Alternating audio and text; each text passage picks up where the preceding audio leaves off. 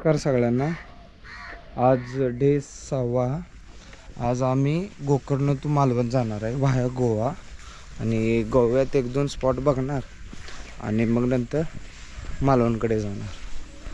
तर सकाळचे आता 7:30 वाजलेत. तर आता आम्ही राईड चालू करतो आहे. सध्याचं गोकर्णचं वातावरण आणि हा आमचा असा स्टे होता.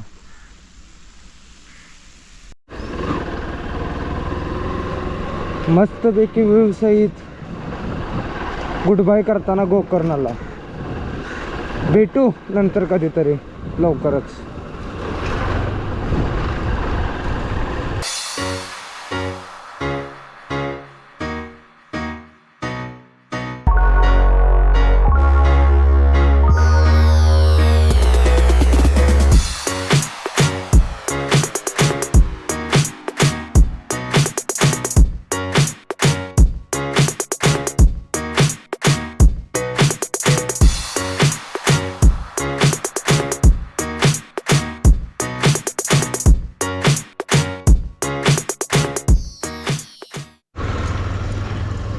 आता हा नॅशनल हायवेला आलो आहे. इथून डायरेक्टली आता पणजी 136 किलोमीटर आहे. आता हाच सोडायला नाही रस्ता. दिवसातील पहिलं टोळ आता काय हत्तीकेरी टोळ. अरे टोळ नाक्यापेक्षा चहाला वगैरे काहीच नाही की. हा आहे पुढं आहे.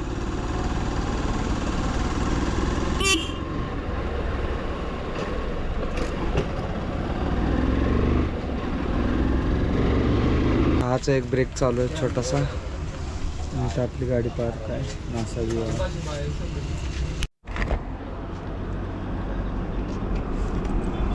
झाला इथे एक छोटासा चहा ब्रेक.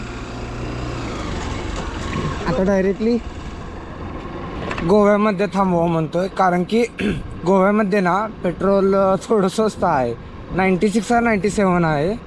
तर मग गोव्यात मडगाव नाही तर त्याच्या अलीकडं कुठंतरी टॉपअप करावं म्हणतो. बघायचं आता तो. एक छोटीशी टनल आली आहे. इथे एक टनल आहे आणि त्याच्यानंतर एक टनल आहे. जे 2 आहेत छोट्या टनल.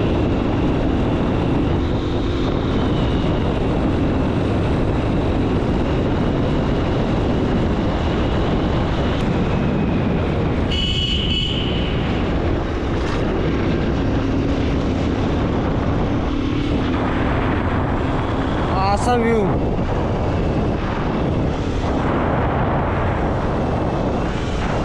क्रॉस केलं.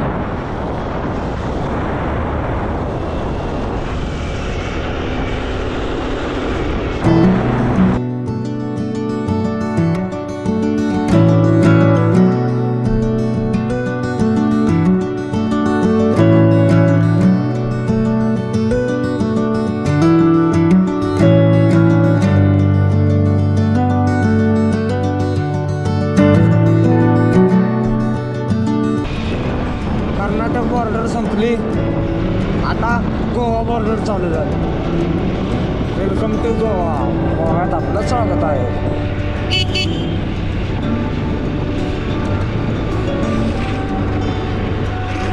पणजी 84 मुंबई 665. व्ह्यूज एकदम वेगळा झाला गोव्यात आल्यानंतर.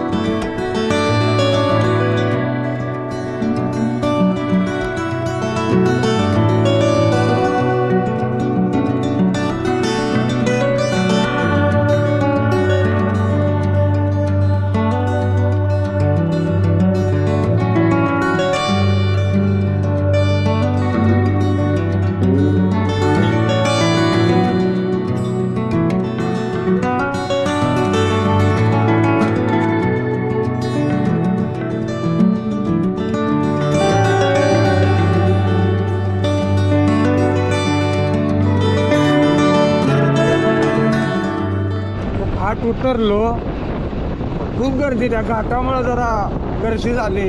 त्या गाडीच्या मागं अर्धा तास झाल्या गाडीच्या मागं. आता खूप डिस्टन्स कव्हर केलं होतं. आज अराऊंड 95 किलोमीटर आता कंप्लीट झाला आहे. आज तर मडगावमध्ये पेट्रोलला स्टॉप घेईल. पण हे नसतं ना असं घाट ट्रॅफिक, पोचलो असतो आत्तापर्यंत मडगावमध्ये. चांगलंच ट्रॅफिक लागलं आहे थोडं.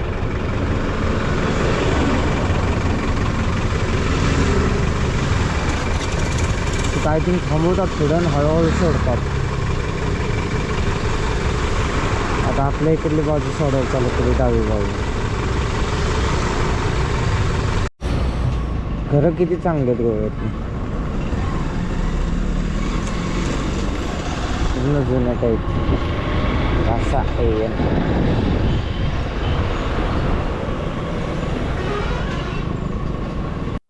किती भारी रस्ता आणि भारी व्ह्यू आहे पुढं.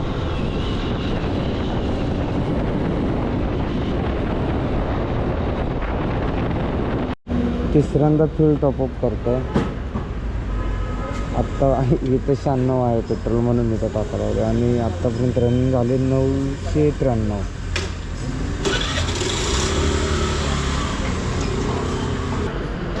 10.33 बसलं पेट्रोल, 10 लिटर.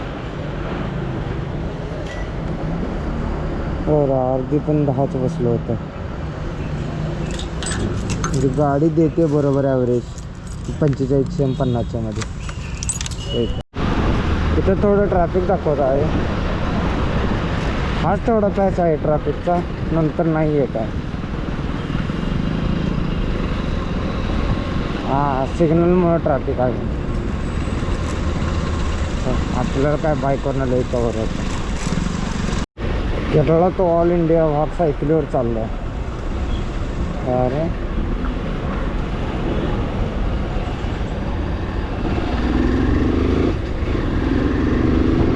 ट्रिप.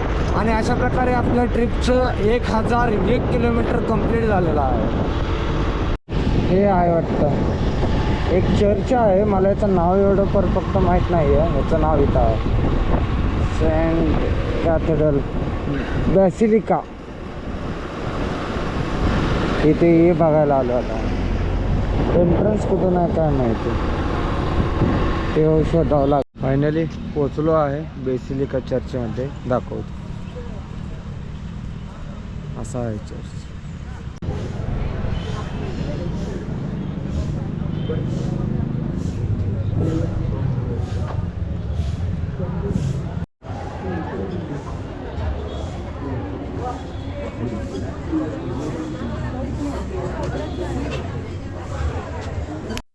आता इथे एक चर्च तर बघून झालं, आता दुसरं चर्च बघायला चाललं.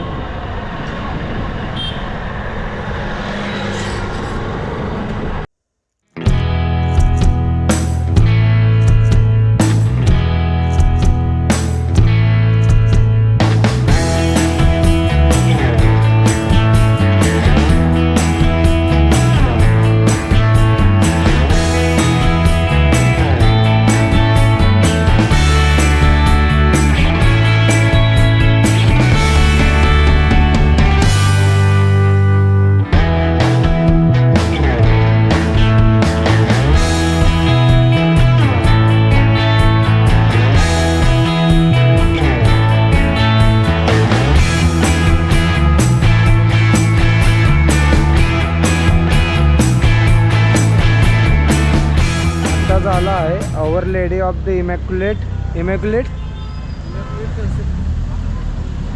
काय तर असंच नाव आहे. तर हे आत्ता गोव्यात बघून झालेलं कन्सेप्शन चर्च म्हणून हे असा याचा व्ह्यू आहे.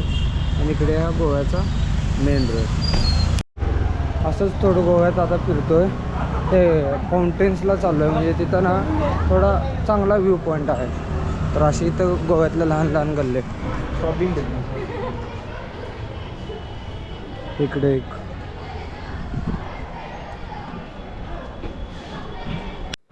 झाला आता आमचा गोवा बघून. आम्ही थोडे कमी स्पॉट ठेवले होते गोव्यासाठी, कारण की गोकर्ण टू मालवण करायचं होतं ना आम्हाला 1 डेमध्ये. तर त्यामुळं गोव्यात 3-4 स्पॉट ठेवले होते. हे एक पुढं एक चर्च, ते दुसरं एक चर्चचं ते म्युझियम टाईपच होतं आणि ते फाउंटेन एक ते 3-4 स्पॉट केले आणि आता मग मालवणच्या दिशेने जाणार. आता अराऊंड वाजले 1-1:30 वाजलेत. तिकडे जाऊन मग आता जाता जाता पहिल्यांदा जेवायचं बघणार आणि मालवणला किती 4-5 पर्यंत जरी पोचलं तरी मग नंतर आमचं हे होऊन जाईल, काय म्हणतात त्याला, सनसेट मालवणमधला तो पण होऊन जाईल. जरा गाडी चालवताना बरं वाटायला लागले कारण की इतकं गरम होत होतं खूपच. मला वाटलं त्या पुलावरून आपल्याला पलीकडे जावं लागेल पण बाकीच्यांसाठी हा आहे. पण तो किती भारी दिसतोय. आय थिंक याला गोव्यातला अटल सेतू म्हणतात वाटतं.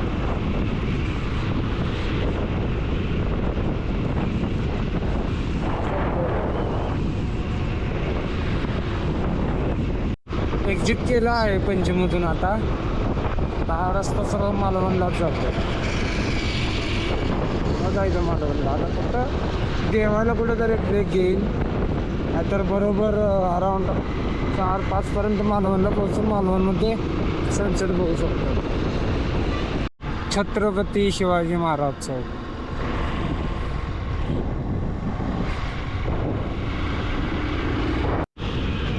मालवण, राजापूर, कोल्हापूर, पुणे सगळे याच रस्त्यात आहे. उद्या गणपतीपुळे, बरोबर. गणपतीपुळेला पण हाच रस्ता असणार आहे. गणपतीपुळ्यातून पुढे चिपळूणपर्यंत हा रस्ता आहे. चिपळूणपासून आपल्याला नंतर राईट घेऊन नंतर महाड ते सगळं रायगडचा रस्ता आहे ना, रस्ता घेऊन सगळं मग तामिनीतनं तिरुंगूटवरून RTO चेकपोस्ट. आय थिंक इथून पुढे आता महाराष्ट्र गोवा बॉर्डर संपली, महाराष्ट्र बॉर्डर चालू आहे. 5 दिवसानंतर आपल्या राज्यातून बरं वाटतं आता. जय महाराष्ट्र. आत्ता इथे एकच गुगलवरती एक खानावळ मिळाली आहे, जेवण चांगलं मिळते. गुगलवरचं रेटिंग चांगली आहे. चाललो आता त्याच खानावळकडे जेवायला. कारण की इथले हॉटेल्स ते बघितले, एवढं पण काय चांगले रेटिंग वगैरे नव्हते, पण ही खानावळ जरा चांगली म्हणून यासाठी थोडं मेन रत्नागिरीतून आतून जावं लागतं. पण वरतीच आहे चांगलं खाण्याला. इथे हेच आहे. इथं बाहेर नाव आदी नारायण आहे भोजनालय, पण आज सामान आहे. ह्या खानावळीमध्ये झालं जेवण, 1 नंबर जेवण आहे. आता चाललो रूमकडे. रूम इथून अराऊंड अजून 53 किलोमीटर आहे आणि 1.25 तास दाखवतो. जायचं आता रूमला. मग हा मेन रस्ता सोडून आता इकडे आता स्मॉल रस्त्यात लागलेला आहे. इथून आता आपल्याला मालवणला जाऊ. छोटासा पूल आहे.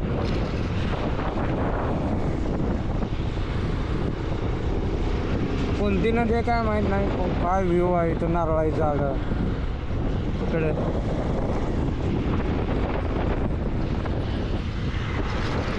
एक नंबर काय भारी व्ह्यू आहे.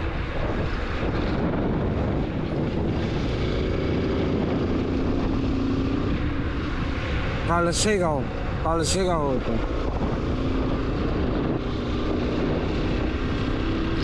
जी भारी व्ह्यू आहे. पूर्ण मोकळा रस्ता, सूर्य.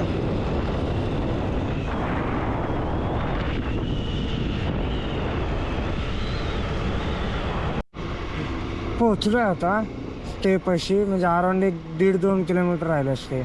सध्या असा व्ह्यू आहे इथं मालवणमध्ये.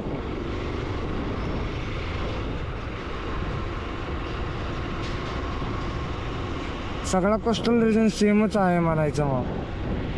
कारण की सकाळी गोकर्ण बघितलं तर असंच होतं सर.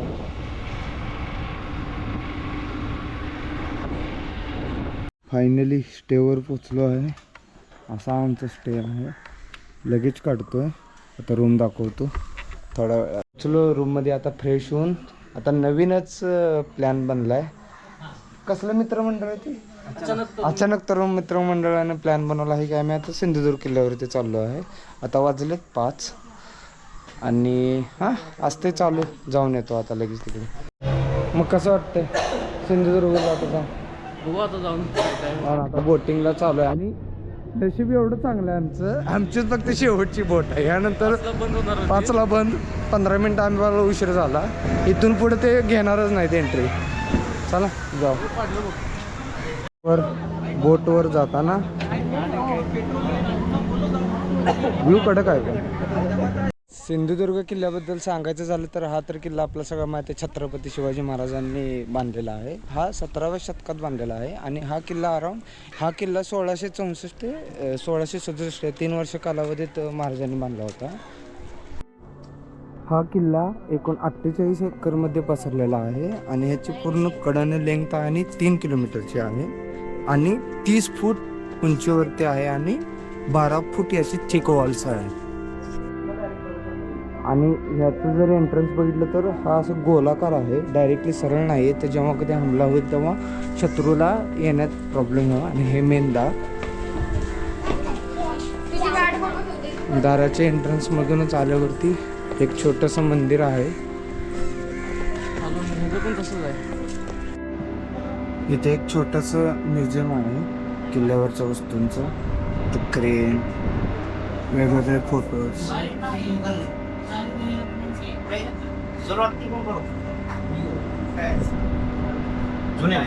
इकडे शिवकालीन अवजारे, दांडपट्टा, दुर्बीण, होकायंत्रे, तर कुलूप, शिवकालीन कुलपे, कुऱ्हाड, भाले आणि छत्रपती शिवाजी महाराजांचे तलवार. आणि इकडे वेगवेगळ्या प्रकारचे अवजारे, सरदारांचे तलवार. इथे एक छोटासा रथ, तिथे अजून काही विटा.